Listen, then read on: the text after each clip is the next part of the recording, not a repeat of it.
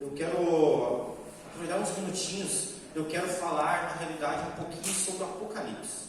Uns minutinhos para que a gente venha entender um pouquinho sobre o que significa as cartas às igrejas, para que a gente venha ter uma unidade de entendimento. Então, rapidamente, eu quero aproveitar essa oportunidade. Sabe por quê? Porque muitas vezes a gente não tem a oportunidade de falar sobre Apocalipse. Apocalipse, na realidade, é pouco falado, é pouco ministrado, e às vezes a gente não tem tanta oportunidade de abrir um pouco mais o conceito, e muitas pessoas têm uma ideia errada do Apocalipse, e nós precisamos entender que a Bíblia como um todo, ela serve para nos direcionar, e Apocalipse não é diferente. Então nós precisamos enxergar da maneira correta este livro. Para começar, Apocalipse, diferente do que muitas pessoas pensam através do seu nome, não tem nada a ver com o fim do mundo, não tem nada a ver com destruição. Apocalipse, na realidade, vem da palavra grega apocalipsis, que significa aquilo que é revelado ou revelação. Então, o livro de Apocalipse, na realidade, é o livro da revelação. Então, o tema central, ele não é o fim do mundo. O tema central, na realidade, é o início de uma nova vida com Cristo. O tema central, ele não é para que a gente enxergue ele apenas como um livro que vai trazer a destruição, mas um livro que nos traz a esperança de que Deus ele vai cumprir a sua justiça aqui na terra. Ele vai ser justo com todos nós. E Apocalipse, então, ele nos traz essa revelação de um Deus que vai cumprir a sua justiça. Apocalipse é a consumação da justiça plena de Deus. E aí o início da nossa vida na eternidade com Ele. E Apocalipse, claro que ele é um pouquinho difícil de entender, porque na realidade até o capítulo 3, que é o que nós estamos estudando nessa série, que fala das cartas às 7 igrejas, ela relativamente tem um fácil entendimento. Por quê?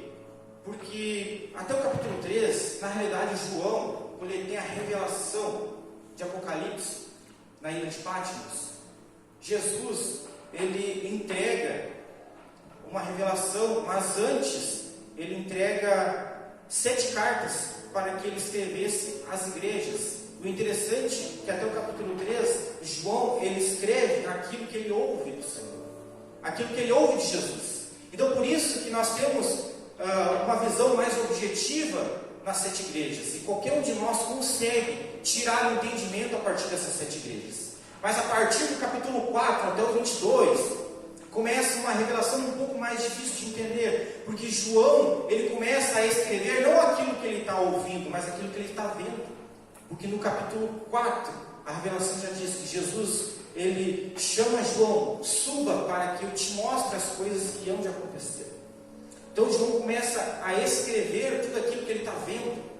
E por isso que muitas vezes é difícil para nós entendermos Apocalipse. Apocalipse ele tem bastante linguagem simbólica. E às vezes nós lemos e não entendemos. Muitas vezes nós lemos sobre os candelabros, os cavaleiros, os 7 selos, as 7 taças da ira, os 7 seres viventes, o dragão, e a gente começa a entender, poxa, mas o que isso significa? Por que Jesus permitiu uma revelação tão difícil para mim e para você? Eu não sei se você já se perguntou isso, mas eu já me perguntei isso. Se Jesus, até o capítulo 13, ele traçou uma linguagem mais objetiva, por que a partir do 4 ficou tão difícil para nós entendermos? Não seria muito mais fácil se Jesus ditasse para João tudo aquilo que ele deveria escrever? Mas não. Jesus mostrou. E João, ele teve que escrever aquilo que ele estava vendo. E veja que não é fácil. Imagine você na situação de João, tendo uma revelação de tudo que ia acontecer e você precisando escrever tudo aquilo que você estava enxergando. Mas isso era o propósito. E a grande questão é, por quê? Por que o livro de Apocalipse é tão difícil de ser entendido? Por quê? E a resposta, irmãos, eu quero ler com vocês Mateus 13, no versículo 10. Porque é interessante, antes de nós entrarmos realmente em Apocalipse, nós precisamos entender por que ele é tão difícil. Mateus 13, 10, ele nos dá uma explicação bem objetiva sobre aquilo que Jesus quer nos dizer através do Apocalipse. Ele diz o seguinte: então os discípulos se aproximaram de Jesus e lhe perguntaram: por que o Senhor fala com eles por meio de parábolas? Ao que Jesus respondeu: porque a vocês é dado conhecer os mistérios do reino dos céus, mas àqueles isto não é concedido. Pois ao que tem, mais será dado, e terá em abundância. Mas ao que não tem, até o que tem lhe será tirado. Por isso falo com eles por meio de parábolas, porque vendo não veem, e ouvindo não ouvem, nem entendem.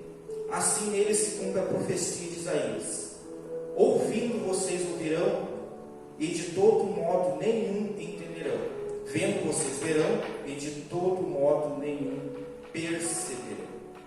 Glória a Deus. Então aqui nós temos a explicação de por que o livro de Apocalipse é tão difícil. Embora Apocalipse não seja uma parábola, essa passagem se encaixa, porque na realidade nem tudo, escute só, irmãos, nem tudo que está escrito na Bíblia Jesus quer que todos entendam. Olha só que forte isso. Nem tudo que está escrito na Bíblia Jesus quer que todos entendam, mas Ele quer que aqueles que realmente tenham ouvidos entendam. Então olha só que forte isso, irmãos, porque a revelação não é para todos, é para quem quer ouvir. A revelação do Senhor não é para que todos enxerguem, é para aqueles que querem enxergar possam ver. Por isso que o livro de Apocalipse é um livro tão importante para nós, mas ao mesmo tempo um livro tão difícil, porque a palavra diz que aquele que tem ouvido, ele vai ouvir. Aquele que realmente quer enxergar, ele vai enxergar. Mas muitos irmãos vão enxergar Apocalipse, as profecias, e vão virar as costas. Vão virar as costas. Mas esse é o propósito. Sabe por quê? Porque quando Jesus ele manda as 7 cartas, nós vemos que no final, irmãos, tem uma frase que se repete em todos, que é a seguinte: quem tem ouvidos, ouça o que o Espírito diz às igrejas. Sabe como é forte isso, irmãos? Porque na realidade nós precisamos entender que Apocalipse ele é um livro de revelação para que eu e você venhamos nos preparar para tudo aquilo que está por vir. Não é um livro para nos causar medo. Sabe que tem muita gente que tem medo de ler o Apocalipse? Tem medo quando alguém fala que vai ser ministrado o livro de Apocalipse. Mas na realidade, nada mais é do que uma preparação para tudo aquilo que eu e você iremos usufruir depois da justiça do Senhor. Então nós precisamos, irmãos, realmente entender que nem tudo é para ser entendido por todos. Mas nós, como cristãos, nós precisamos abrir nossos ouvidos e abrir nossos olhos para enxergar aquilo que o Senhor está nos mostrando e aquilo que o Senhor está fazendo nesse tempo. Glória a Deus. Então Jesus escreve essas 7 cartas porque essas 7 igrejas elas estavam passando por algumas circunstâncias naquela época. O interessante é que essas 7 igrejas elas ficavam numa região muito próxima da outra. Hoje, atualmente, elas ficam na Turquia. Existe um caminho entre elas. E essas 7 igrejas, ela tinha algumas circunstâncias, ela passava por algumas práticas que, na realidade, profeticamente, a igreja do nosso tempo, ela vai se repetindo em cima dessas circunstâncias. Então veja que Jesus, ele usou de maneira contemporânea para dar conselhos e repreensões para aquelas 7 igrejas. Mas profeticamente ele aponta para um tempo que a igreja irá passar no futuro. E a nossa igreja, irmãos, se nós pararmos para analisar as 7 igrejas, cada uma delas tem uma circunstância, cada uma delas passa por um momento na sua história, a qual nós também passamos. Então por isso que as 7 cartas, ao mesmo tempo que elas são tão contemporâneas a nós, elas são contemporâneas também para aquele tempo. Então por isso que Jesus escolheu essas 7 igrejas. Ele podia ter escolhido muitas outras, mas ele escolheu especificamente essas 7, para que nós pudéssemos, a partir do testemunho delas, nos preparar para aquilo que estava por vir, nos preparar para sermos uma igreja melhor. Porque veja, quando Jesus ele adverte essas igrejas, na realidade ele está nos advertindo também, para que nós também não venhamos cair no mesmo erro delas. Nós devemos aprender para que nós venhamos ser uma igreja, mas uma igreja forte, resistente, pronta, para que no momento certo nós possamos realmente estar com Cristo nos céus. Glória a Deus. Então vamos entrar na carta de hoje. Hoje nós vamos falar um pouquinho sobre a igreja de Esmirna, capítulo 2 de Apocalipse, verso 8. Capítulo 2, verso 8. São apenas 4 versículos.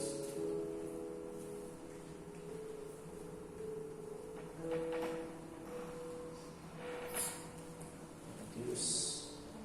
2,8 diz o seguinte: ao anjo da igreja em Esmirna, escreva: estas coisas diz o primeiro e o último, que esteve morto e tornou a viver.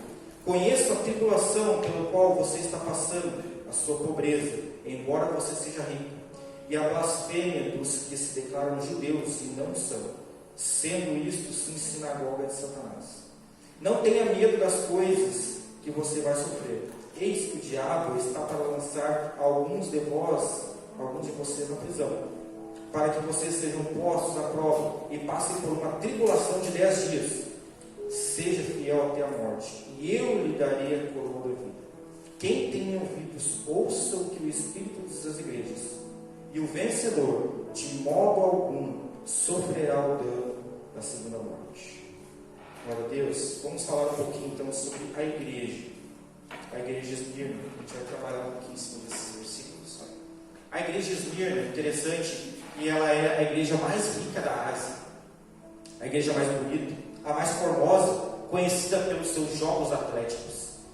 E de maneira política, ela era rival de Éfeso, porque Éfeso também era uma das grandes igrejas daquela época, se não a maior igreja. Mas a cidade de Esmirna era a mais rica, a mais bonita, a mais formosa e conhecida pelos seus jogos.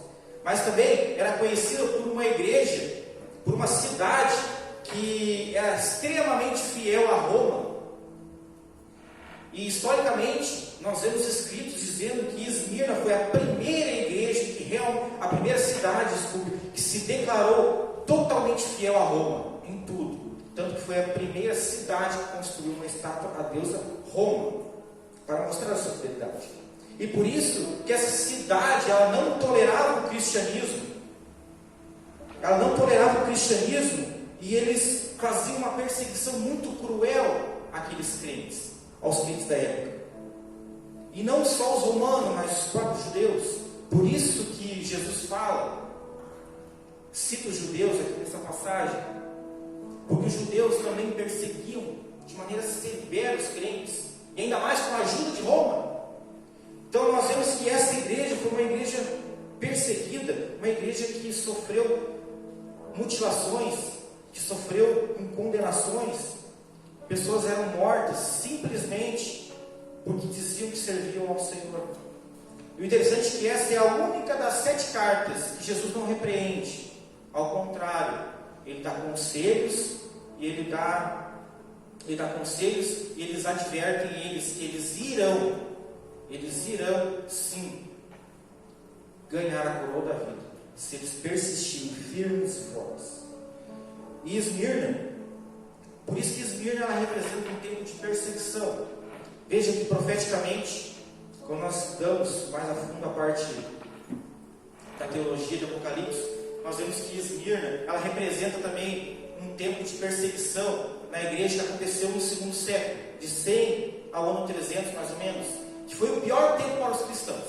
Irmãos, pensa num tempo ruim, um tempo de perseguição, de matança, um tempo cruel aos cristãos. Foi nessa época, o segundo século, foi o pior que já teve, onde os crentes eles eram totalmente massacrados, onde os crentes eram colocados, aonde antes essa arena de jogos em Esmirna era usada para apenas jogos atléticos, a partir do segundo século eram usados para quê, irmãos? Eles colocavam os crentes na arena e eles traziam feras, principalmente da África, para que aqueles crentes lutassem com as feras. Então essa era a diversão, esse passou a ser o jogo deles. Então todo crente que entrava na arena, ele tinha uma oportunidade. Se ele negasse Jesus, e ele adorasse ao Deus de Roma, se ele adorasse aos deuses que eram adorados naquele ambiente, então ele era liberto, ele tinha uma oportunidade. O interessante é que os crentes em Esmirna, eles de maneira nenhuma negavam o Senhor. Eles permaneciam fiéis em todo o tempo. Então por isso que esse tempo foi o tempo mais cruel da história dos crentes.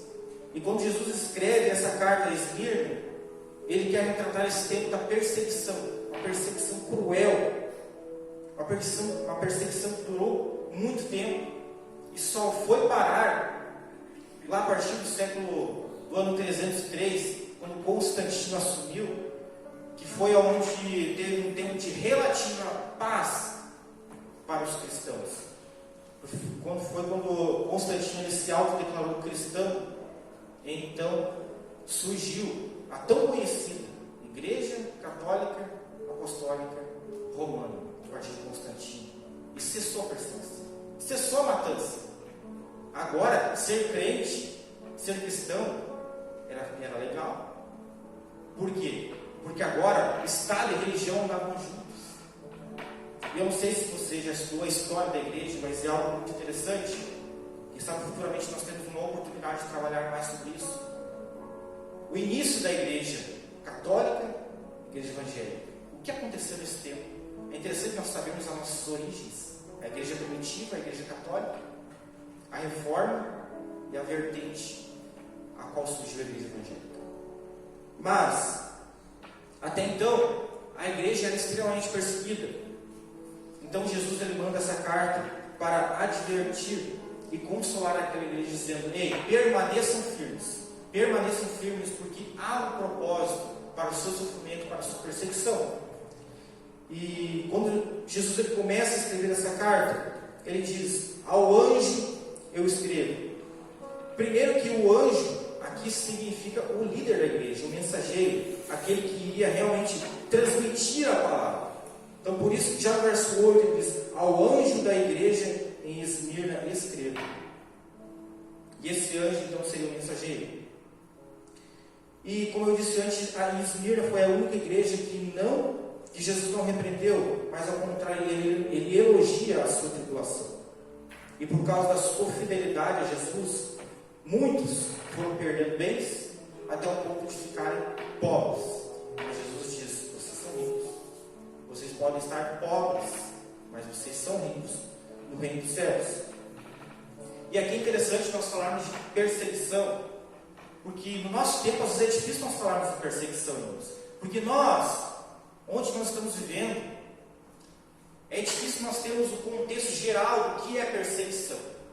Porque às vezes nós achamos que perseguição é simplesmente alguém dizer que não gosta da igreja evangélica, que não gosta de cristão, ou não concorda com o meu pensamento.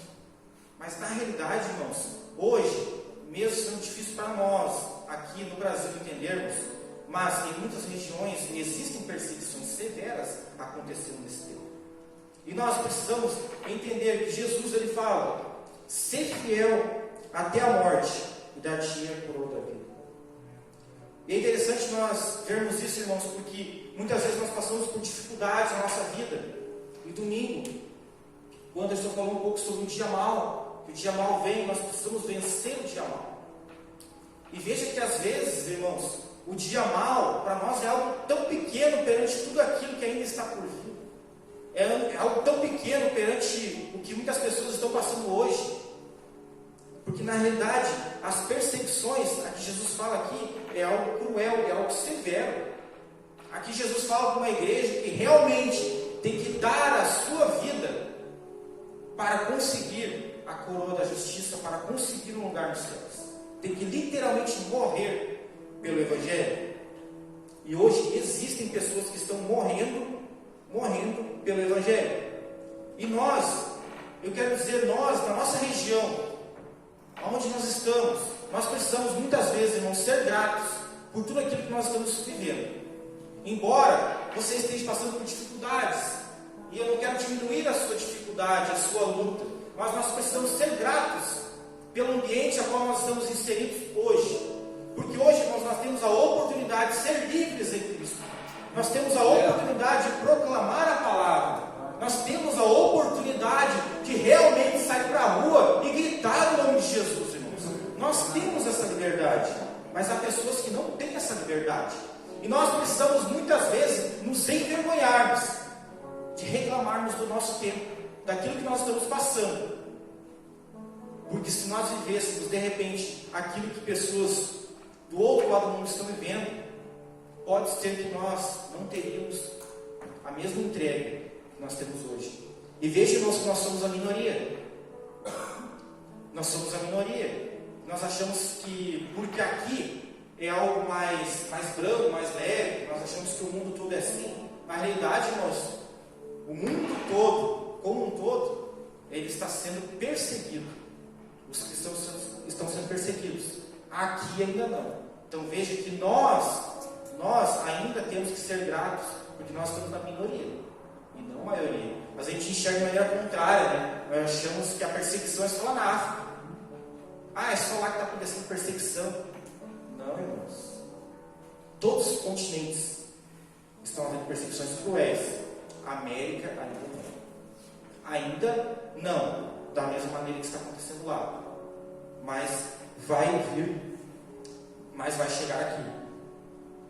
Porque isso é uma promessa. É uma promessa para que a palavra de Deus se cumpra. Ela vai chegar. E nós precisamos entender que o nosso tempo aqui, ele precisa ser um tempo precioso ao Senhor. Porque, irmãos, se eu e você não precisamos perder a nossa vida para servir o Evangelho, o mínimo que nós temos que fazer é viver a nossa vida para servir o Evangelho. Olha só que interessante.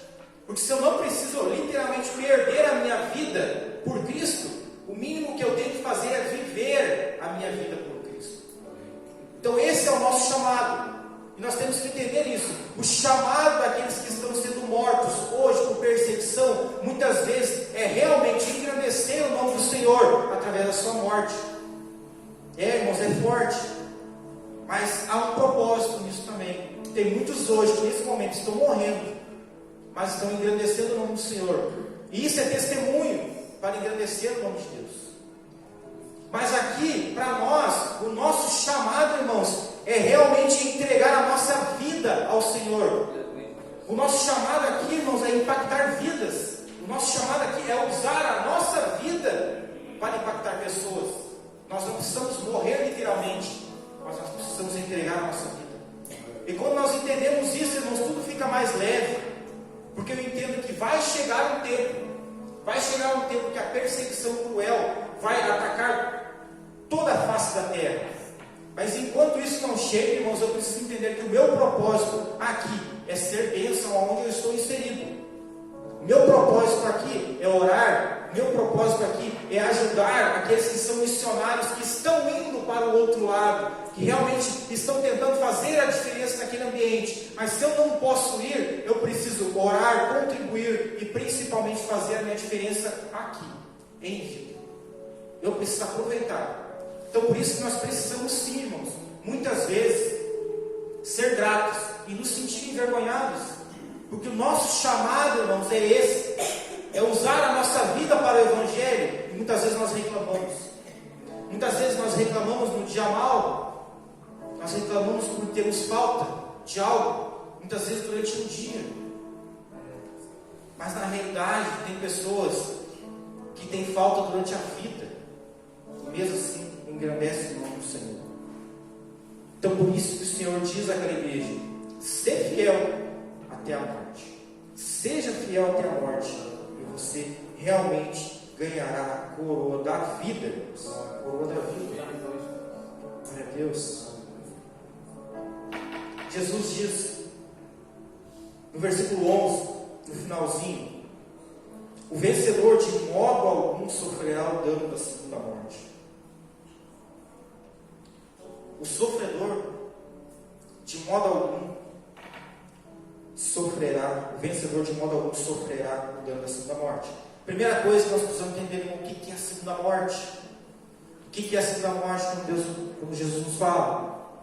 A segunda morte nós vamos ver que lá no capítulo 20, no final do capítulo 20, O próprio Jesus, ele diz que no final, na consumação, aqueles que realmente não aceitaram a palavra serão jogados no lago de fogo para que possam ficar eternamente sofrendo dores e tormentos. Jesus completa: esta é a segunda morte. Então veja que a primeira morte todos nós iremos passar, mas agora o Senhor, Ele nos dá uma promessa, que se realmente nós formos fiéis em vida, porque nós não precisamos morrer pelo Evangelho, mas se nós formos fiéis em vida, servirmos ao Senhor, nós não sofreremos o dano da segunda morte. Ou seja, quando nós ressuscitarmos, nós não morreremos novamente, porque os ímpios, eles serão jogados para a condenação eterna. Isso é tão forte, irmãos, porque teologicamente falando, nós temos muita divergência dentro da igreja, principalmente sobre o Apocalipse, sobre os fins dos tempos, sobre como vai ser a eternidade. Mas o interessante, irmãos, que uma coisa ninguém contraria, ninguém duvida, uma coisa é unânime: haverá a eternidade e haverá a condenação eterna. Isso ninguém discorda. E nós precisamos realmente entender isso e tomar posse da vida eterna, porque realmente haverá um tempo que será separado. Jesus fala que assim como o rebanho é separado, assim também aqueles no juízo final serão separados. E aqueles ao qual não aceitaram a palavra, não aceitaram, não foram fiéis, esses serão jogados na condenação eterna. Mas aqueles que foram fiéis, Jesus vai dizer: vinde bendito Senhor Pai, aleluia, porque o reino de Deus já está preparado. Então esse é o grande chamado para mim e para a sua vida. E veja que a condenação é algo tão real, é algo tão sério, que às vezes a gente pensa o seguinte: que quando eu morrer, na verdade, eu morri, deu, nada mais vai acontecer. Mas na realidade não, irmãos. Depois da morte, muita coisa não vai acontecer. Muita coisa vai acontecer. Daí você pode pensar o seguinte: bom, então se eu for condenado, eu vou ser jogado no lago de fogo, vou ser exterminado. Nada disso, irmãos. Sabe qual é a promessa para o ímpio? Ele vai ser jogado na condenação eterna, mas ele vai viver eternamente. Olha só que forte: ele vai viver eternamente sofrendo. E esse sofrimento, ele vai ser um sofrimento tão forte, mas tão forte, e você vai ter consciência, você vai lembrar. Não pense que se você morrer, acabou. Não, irmãos, você vai lembrar de tudo aquilo que você viveu. Você vai ter um sofrimento consciente. Ao passo que também, aqueles que realmente herdarem o reino dos céus, terão uma eternidade de alegria, de regozijo no Senhor, mas uma alegria constante. Nós iremos nos lembrar de tudo que nós passamos. Iremos nos lembrar de nós. E nós estaremos na vida eterna. Porque disso ninguém duvida. Isso ninguém contraria. Então, a segunda morte é a separação total de Deus. E mais uma vez eu quero frisar isso com nós. Nós precisamos tomar posse disso na nossa vida, porque nós estamos muitas vezes vivendo um evangelho romantizado, o evangelho que nós vivemos apenas o hoje, o agora, achando que a tribulação que eu estou passando, a falta que eu estou passando, de repente o dinheiro que eu não tenho no final do mês, eu acho que muitas vezes esse é o meu sofrimento, essa é a minha tribulação, mas na realidade o evangelho puro e genuíno, ele nos aponta uma eternidade, ele nos aponta uma eternidade com Cristo, mas ele também nos aponta um sofrimento eterno. Ah, mas Deus é amor, Deus é justiça. Justamente porque Deus é justiça que Ele vai condenar muitos. Porque veja que o inferno não foi criado para mim e para você, mas infelizmente nós, de intrometidos, vamos ir para o inferno. Muitos, olha, muitos de nós. E não é o que Deus quer, mas é o que precisa ser feito. É o que precisa ser feito para que a justiça de Deus se cumpra. E eu ouvi esses dias, eu estava lendo um pastor e ele contou um testemunho muito forte. Eu quero compartilhar isso também com você. Ele dizendo que tinha uma irmã da igreja dele, e ela dizendo que aos 15 anos de idade ela perdeu a visão. E dela dizendo que como é difícil alguém que já enxergou, alguém que já viu a beleza da vida, das flores, do céu, do dia para a noite, não enxergar mais nada, perder totalmente a visão. Como é difícil você num dia enxergar tudo, e no outro dia, quando você acorda pela manhã, você abre os olhos e só enxerga uma escuridão. Como deve ser difícil isso mesmo. Mas, ao mesmo tempo que ela contava isso, o rosto dela se enchia de alegria e ela disse: mas a minha esperança, a minha alegria é que a minha cegueira é temporária, porque vai chegar um tempo que eu abrirei meus olhos e eu enxergarei a majestade do meu Senhor. Haverá um tempo que eu enxergarei a beleza do meu Senhor Jesus e eu passarei a eternidade enxergando a sua glória. Que forte isso, né, irmãos? Sabe, quando nós entendemos isso, a nossa vida como cristão, ela precisa ficar mais leve.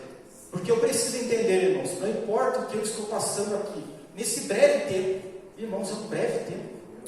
Breve tempo. O que eu estou passando aqui nem se compara com aquilo que está preparado para mim e para você. E mais para frente nós iremos trabalhar um pouquinho mais com escatologia, nós iremos aprender o que está preparado realmente para mim e para você. Realmente as promessas de Deus, como vai ser a eternidade. Muitos têm uma visão errada da eternidade, acham que a eternidade não vai acontecer nada, ficar parado lá, sentado nas nuvens, né? Comendo nuvem de algodão. Não, irmãos, a eternidade tem muito mais do que isso. A eternidade é um propósito. Eu ouço dizer, isso é uma opinião minha, pessoal, eu creio muito que ainda há um propósito na eternidade que Deus não revelou. Porque as coisas reveladas pertencem aos homens, mas as ocultas ao Senhor. E Ele revelou algumas coisas sobre a eternidade. Mas eu creio fielmente que há algo na eternidade que Deus tem preparado. E nós só iremos descobrir como chegar lá. Eu não sei o que é, mas há um propósito. Há um propósito para que todos nós vamos viver na eternidade. Eu creio nisso, há um propósito. Mas para isso, nós temos que ser fiel para que nós possamos ganhar a coroa da vida. Ser fiel para que nós possamos realmente ganhar nosso galardão, como Paulo diz. Aquele que é fiel e faz boas obras terá um galardão. Eu não sei o que é, mas é algo bom. E nós temos, irmãos, aprender com essa igreja.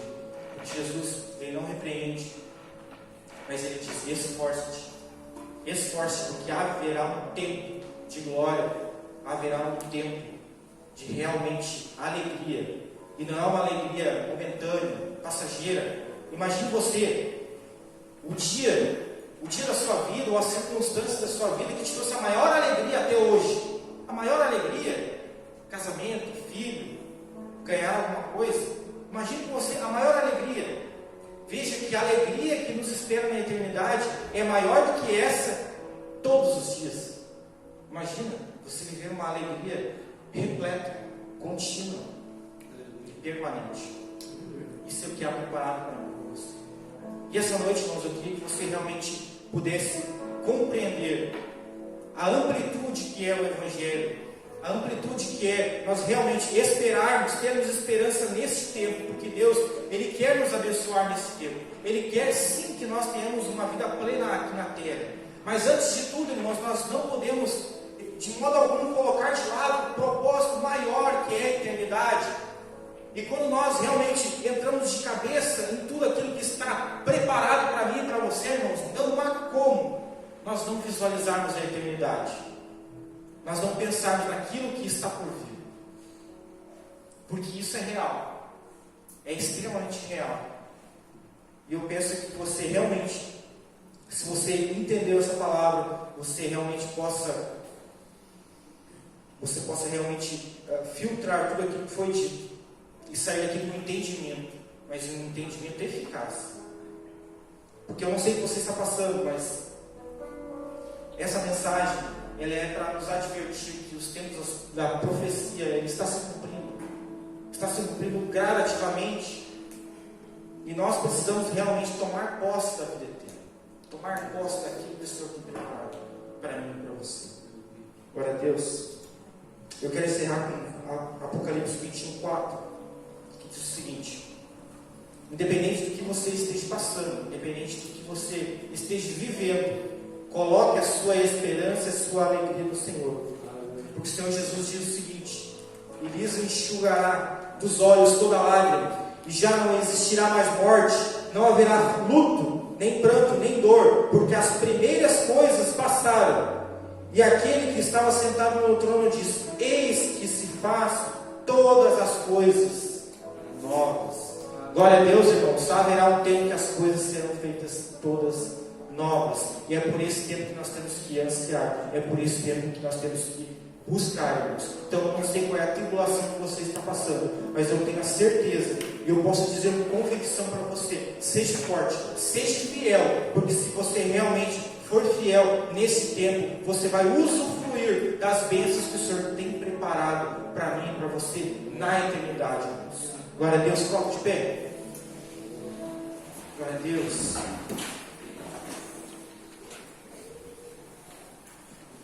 Que nós venhamos realmente entender que essa palavra é uma palavra que ela precisa ser mastigada, remoída todos os dias.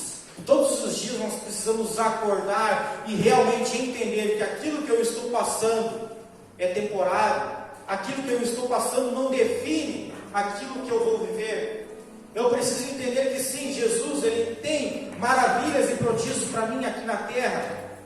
Ele quer usar a minha vida para que eu possa, através do meu ministério, ser bênção, impactar pessoas.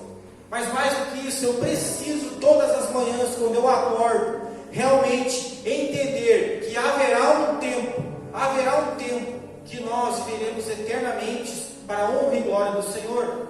Porque se hoje nós dormirmos e nós não acordarmos no dia seguinte, irmãos, infelizmente nós seremos julgados até o dia de hoje. Nós não teremos uma segunda oportunidade, nós não teremos uma segunda chance. E muitas pessoas hoje dentro da igreja estão achando que terão uma segunda chance. Eu quero dizer para você: não há uma segunda chance. A chance que nós temos é hoje. Então, se você precisa resolver algo na sua vida, irmãos, eu quero dizer para você: resolva hoje. Se você tem que resolver algo com alguém, irmãos, não deixe para amanhã, resolva hoje. Se você realmente você precisa entregar algo para o Senhor. Se você realmente precisa declarar algo para o Senhor, não deixe para amanhã, faça hoje, porque hoje pode ser a sua última oportunidade. Se você precisa se consertar, irmãos, essa é a noite. É a noite para você se consertar. É a noite para você realmente buscar novamente uma intimidade com o Senhor. É uma noite para que você volte aos braços